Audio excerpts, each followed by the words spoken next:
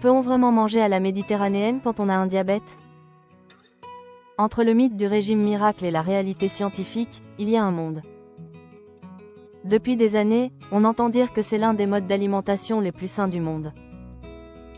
Mais qu'en est-il vraiment quand on doit contrôler sa glycémie au quotidien? Est-ce une vraie solution pour les personnes diabétiques, ou juste une belle idée marketing? C'est ce qu'on va découvrir ensemble, avec des faits, des études, des exemples concrets, et quelques astuces faciles à appliquer dès demain. Avant tout, rappelons ce qu'on appelle le régime méditerranéen. Ce n'est pas un régime au sens strict, mais plutôt un modèle alimentaire traditionnel inspiré des pays qui bordent la Méditerranée, l'Italie, la Grèce, le sud de la France, l'Espagne ou encore certaines régions du Maghreb. Ce modèle se caractérise par quelques grands principes très simples, mais extrêmement puissants. On y trouve avant tout beaucoup de végétaux, des légumes à chaque repas, des fruits frais, des légumineuses comme les pois chiches, les lentilles ou les haricots, et des céréales complètes plutôt que raffinées. Les graisses principales viennent de l'huile d'olive extra vierge, riche en antioxydants et en acides gras monoinsaturés, qui a un effet protecteur sur le cœur et sur les cellules. Les protéines animales viennent surtout du poisson, des œufs, et parfois de petites quantités de viande blanche. La viande rouge est rare, les produits ultra transformés aussi. Et enfin, on y ajoute des oléagineux comme les amandes ou les noix, un peu de fromage ou de yaourt nature, et souvent. Une approche très simple, très conviviale, où le repas se prend lentement, en famille ou entre amis.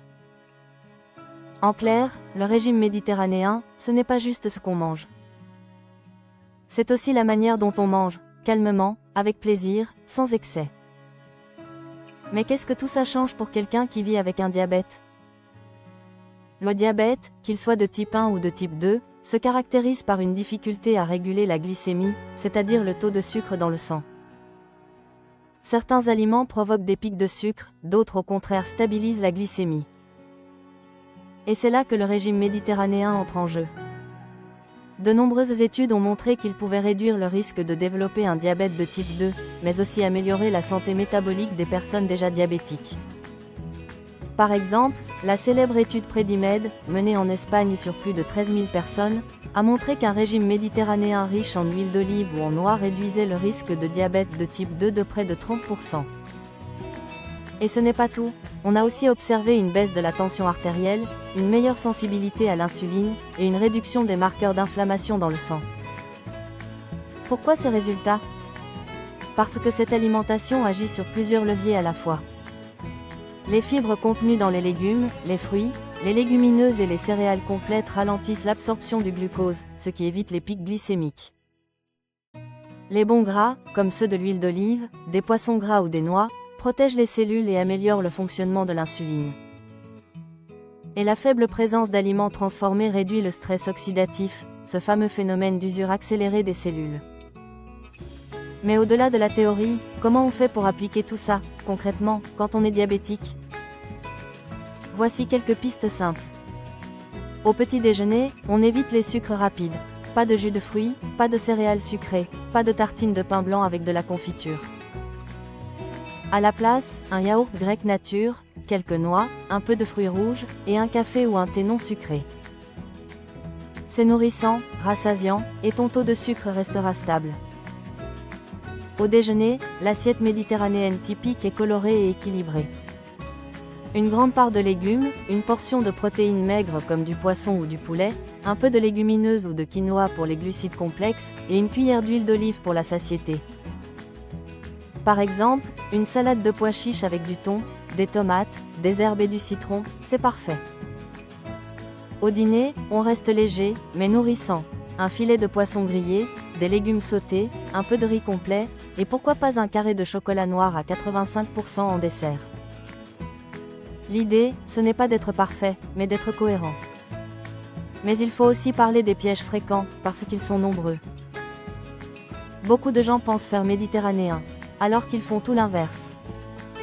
Erreur numéro 1, le pain blanc trempé dans l'huile d'olive. Non, ce n'est pas équilibré. L'huile est bonne, mais le pain blanc fait exploser la glycémie. Erreur numéro 2, le vin rouge quotidien au nom des polyphénols. Oui, une petite quantité peut avoir un effet protecteur, mais chez un diabétique, L'alcool déséquilibre le sucre et le foie. Ce n'est pas recommandé. Erreur numéro 3. Les portions géantes de pâtes, même si elles sont faites maison. Les féculents raffinés sont à limiter, même avec une sauce tomate maison. Erreur numéro 4. Penser que gras égale mauvais. Dans le régime méditerranéen, c'est le contraire. Ce sont les bons gras qui font la différence. Huile d'olive, avocat, poisson gras, amandes. Tout cela nourrit ton corps sans provoquer de pic de sucre. Et maintenant, parlons du twist. Ce qui fait la force du régime méditerranéen, ce n'est pas seulement ce qu'il y a dans l'assiette. C'est le mode de vie autour. Les gens mangent lentement, souvent en groupe, avec moins de stress. Ils marchent beaucoup, dorment mieux, et passent plus de temps dehors. Tout cela influence aussi la glycémie, parce que le stress, le manque de sommeil et la sédentarité augmentent la résistance à l'insuline.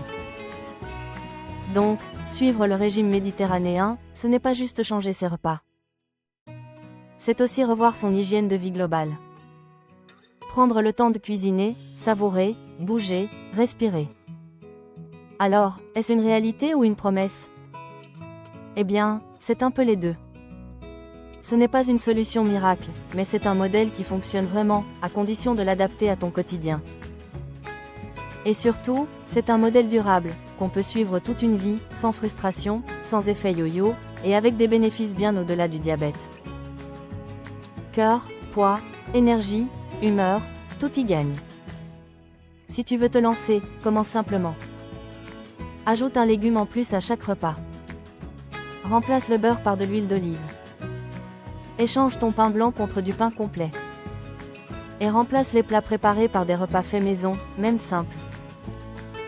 Chaque petit geste compte, et les effets se cumulent. Alors, réalité ou promesse? Disons que c'est une promesse qui devient réelle quand on la vit, pas quand on la lit. Le régime méditerranéen n'est pas une mode, c'est un retour au bon sens. Une façon de manger, de bouger, et de vivre, que ton corps comprend naturellement. Si cette vidéo t'a appris quelque chose, laisse un pouce, abonne-toi, et dis-moi en commentaire si tu souhaites une liste de livres de recettes de cuisine méditerranéenne ou des vidéos de recettes.